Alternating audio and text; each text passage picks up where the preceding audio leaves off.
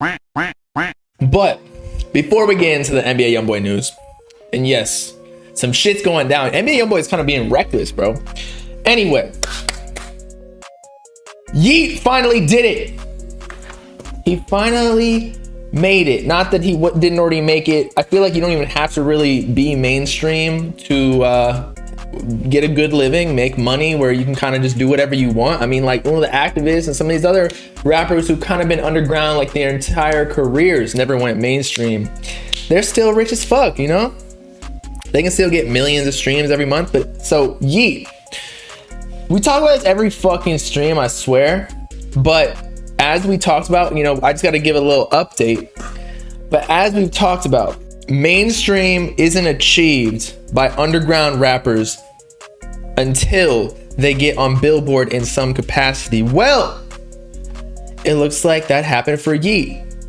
For Billboard, quite literally,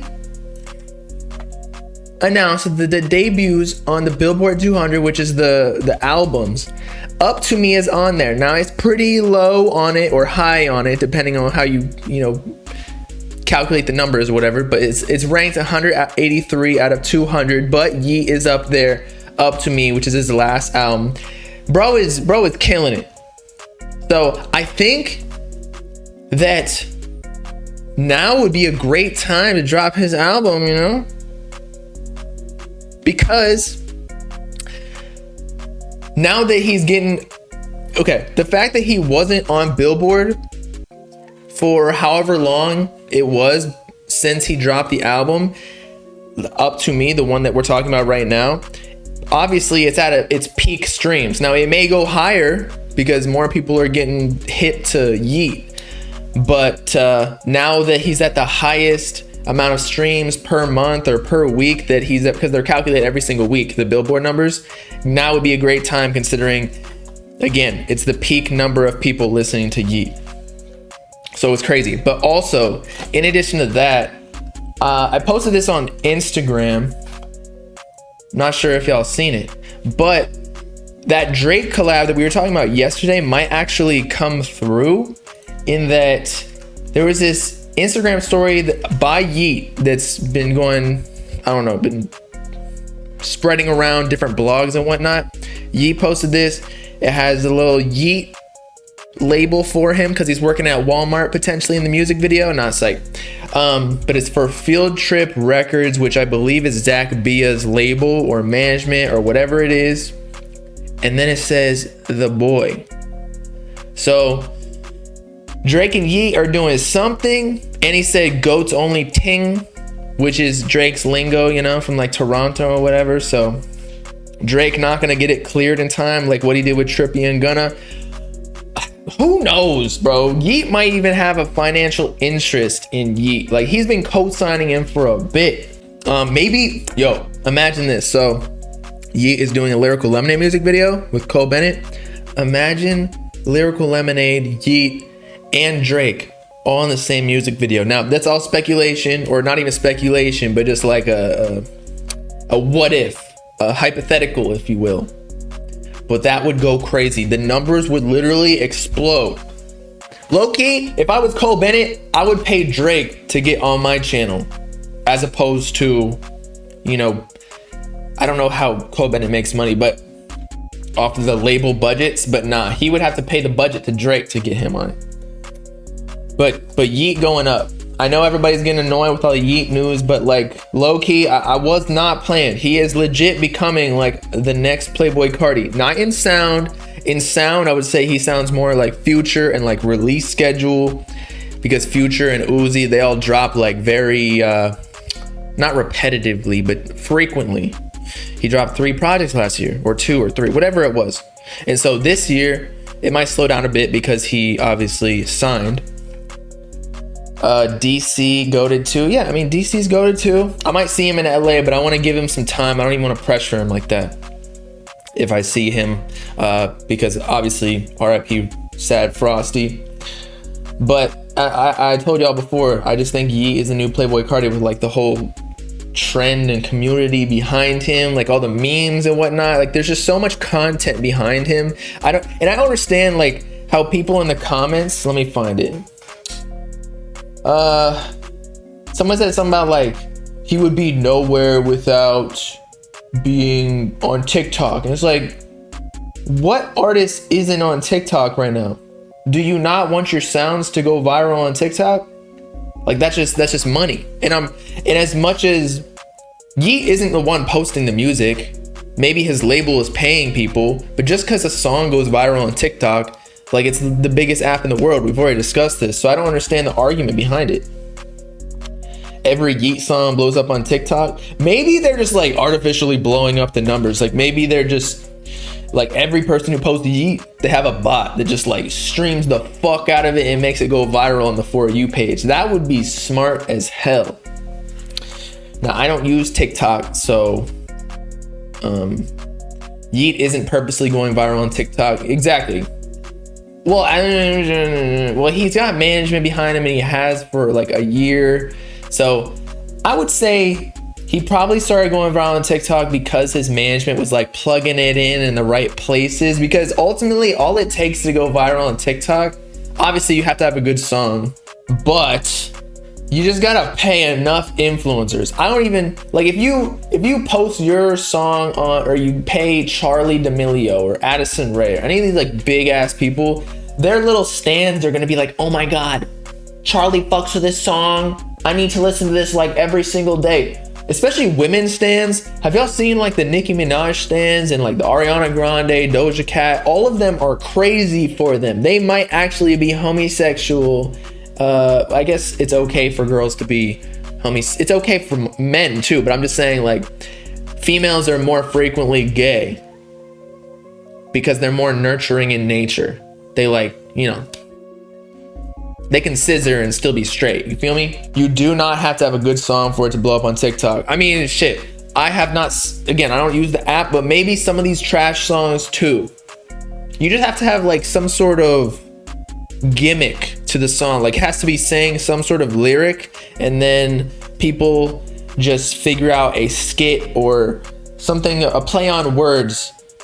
Like if somebody says, I don't know, cat in it, like I fucked her cat, but talking about her pussy, not bestiality, and then they just start using a cat and like cooking it, or like, I don't know. That was a terrible example, but you feel me. Bro, you fucked a horse, Jesus Christ. That was like one of those viral videos back when like 2 Girls in 1 Cup went viral, and cake farts. That's my favorite out of that like subgenre of viral videos back in the day. There was like kids in a sandbox, and then there was Mr. Hands, where some dude like got fucked in the ass by a horse and legit died. So that was like that was the very early stages of the internet, before social media. Soul Train was bad and it blew up. The thing is, I feel like Soul Train blew up, but did it even have a lot of views? Like it might have had a lot of TikTok sound views, but I don't think you get paid like that. I'm looking up YBN Namir. It's one of his top. Soul Train, 4.8 million views. The thing is, I don't even feel like that's a lot considering all of the publicity that it got. Like Op Stoppa also went viral on TikTok and it's at 19 million. But then again, it's a music video.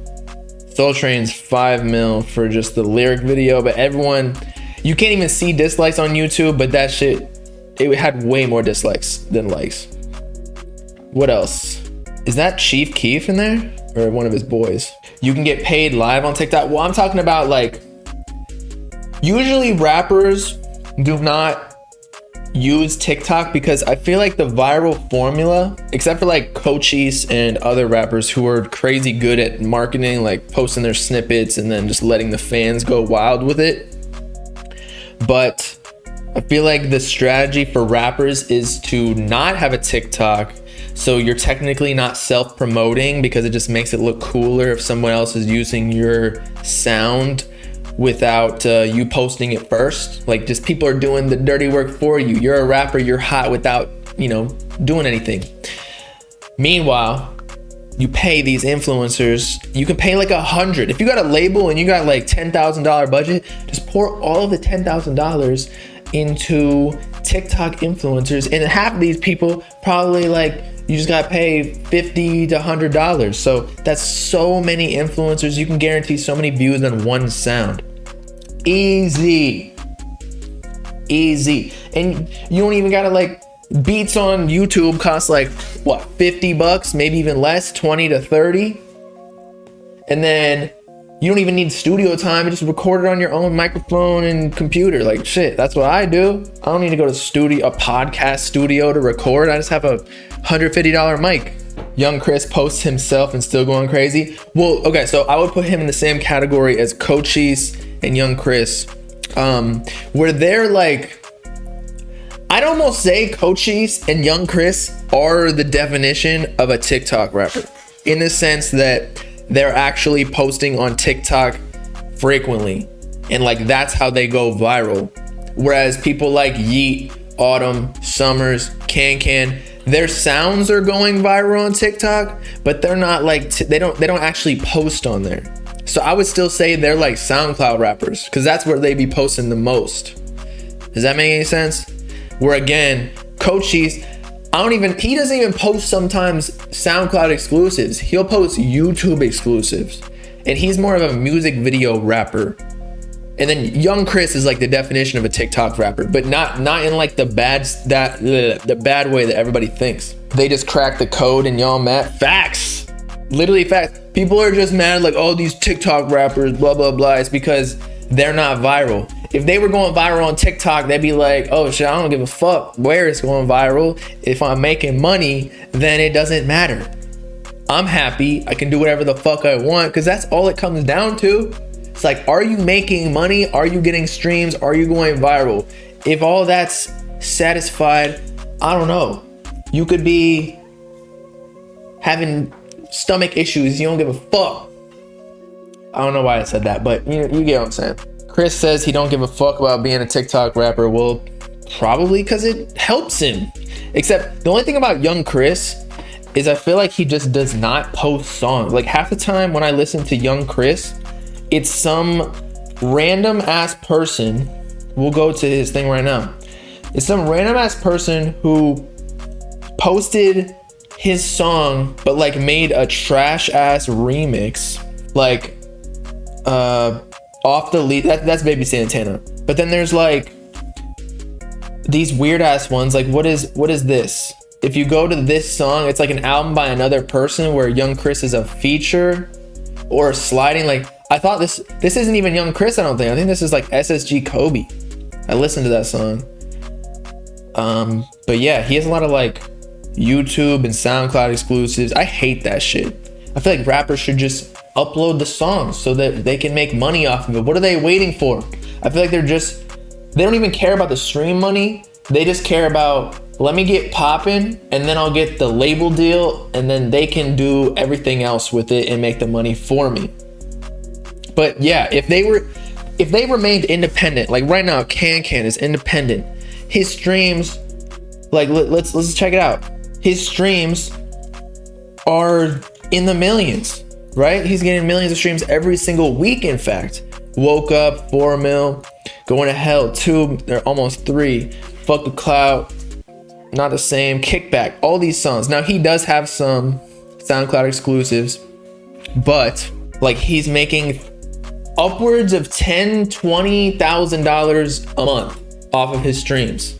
And I feel like for anybody, even a rapper, that's a lot of money. Your rent my rent in Boston is going to be $3,000, but if you subtract that's really high. But $20,000, if you take out $3,000 of that, you got $17K left per month, where you can use for whatever. You're rich at that point. If you got over $10K a month, what you can do whatever with. Now, granted, you got to pay taxes. You're rich as fuck. What's the point of signing to a label where they're gonna give you a fat ass advance and then you're not gonna see the money monthly? Whereas DistroKid or whatever distributor you use will pay you. I don't know, bro. I feel like being independent is the move. I don't know why these rappers are always trying to be in label deals. 10K a month, easily doable. D Savage still sucking Cardi. What is D Savage doing? D Savage, he definitely has songs that are like hitting though. 22, he got 1.4 mil. Okay, so he's actually doing potentially better than Can. Can got 500,000. Damn. I mean, apparently monthly listeners doesn't always equate to the same streaming wise, because apparently monthly listeners might just be the amount of people who are listening to the playlist the song is on. Someone told me that that's how it's calculated, not necessarily how many people are actually listening to the song. It's like illogical. But D Savage from the monthly listeners, I mean, might be making the same as Can even more. That's crazy. Is Autumn independent? Nah, I think Autumn just signed. Like, we can check. But I believe when he was beefing with Yeat, he straight up said like, yo, I just got a deal. Yeah, wait, no. Yeah, so he has exclusive license to Victor Worldwide UMG Records. So he's signed, he's got a whole list under here. Victor Casablanca. Whereas before, I feel like, yeah, it just said Autumn right here. So I don't think he's independent anymore. Because again, when he was beefing with Yeat, he's like, yo, I'm gonna get my bag too, and we're gonna run up the numbers. I think they're in a competition to see who will go up the most, like who will be more popular, but I don't think anyone's beating Yeat right now. Yeah, Victor was Pop Smoke's manager. I think he's actually helped a lot of people. He's a pretty known A&R. Being in a label isn't a bad thing, since they always find better promotion strategies and will help behind the scenes business, but you got to choose the right label that will give you freedom. Yeah, a label isn't a bad thing. Obviously, you know, they can make you bigger and more famous and find more income streams for you, but you got to realize with the bigger pie, you get a smaller piece of it. I personally, if I was an artist, maybe I would sign, I don't know, but I just feel like right now with YouTube, I could sign people to edit my videos. I could hire a bunch of people, but I personally just like being in control of all of my income streams, whether it be Twitch, YouTube, my investment portfolio. Like, I don't have that many yet, but my label and shit. Not that I just got one song on it, but you feel me. Like, distro deals are the way. Yeah, distro deals are the way if you ask me. But they will not do as much as a label.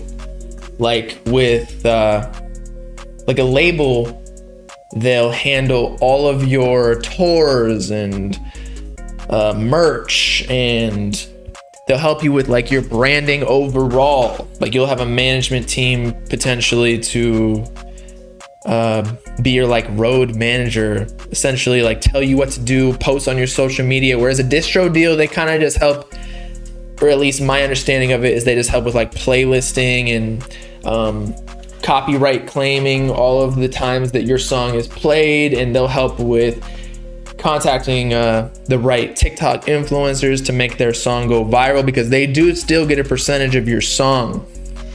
Like, that would be what Create does, if you know Create music.